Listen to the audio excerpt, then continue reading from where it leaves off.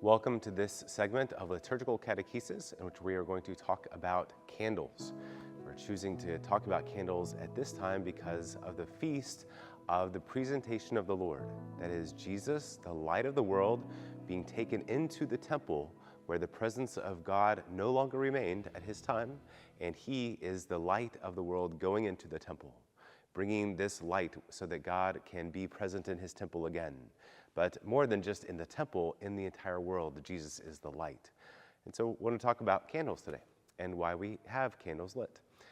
First of all, so this is the Paschal candle. You see the candles lit behind me on the altar. You know that candles bring this light in the midst of darkness. From early times, when people lived in caves, they would have candles or little lamps that they would burn some sort of oil or fat as a way to have light, or they would have a fire. In the early church, when Christians would gather, they would gather oftentimes in the catacombs or sort of clandestinely in people's homes.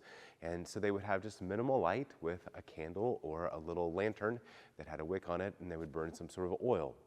And so this idea that Jesus is the light of the world had a great significance for them as early Christians, because he was a light shining in the darkness, that they were also meant to be lights shining in the darkness.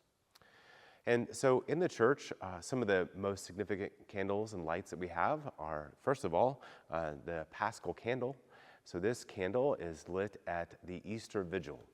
And we gather outside, we have an Easter fire that's blessed, and then this candle is lit, and this candle is a symbol of Jesus Christ. On this candle, we have an image of Jesus, the Lamb who was slain, the Alpha and the Omega, so the beginning and the end of all time. We have the current year on it. This is 2004 from last year, and these little incense beads are the wounds of Christ.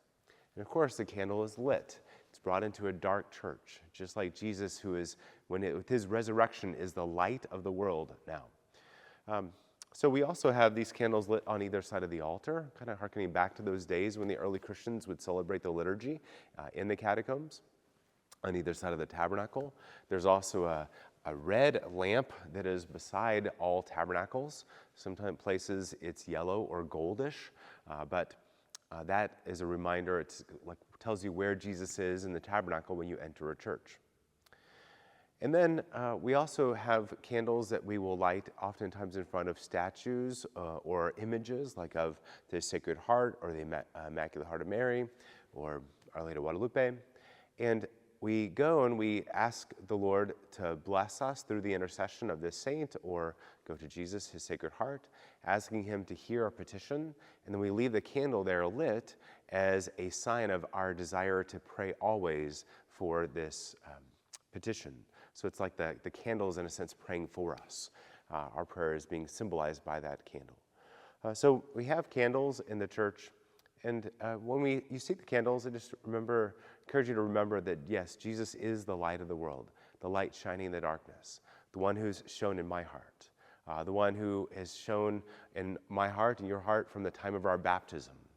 We have this candle lit here at the funeral mass of a person, because it's a reminder that, yes, they were enlightened by Jesus Christ, and we are giving thanks to God for the ways we saw his light shine through the person and in their life here on earth, as we remember them and as they passed on to the next life.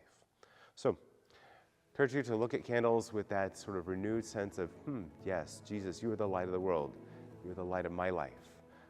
And you are a light that guides my steps as I walk in this pilgrim journey through the world. God bless you, and thanks for joining us on this Liturgical Catechesis.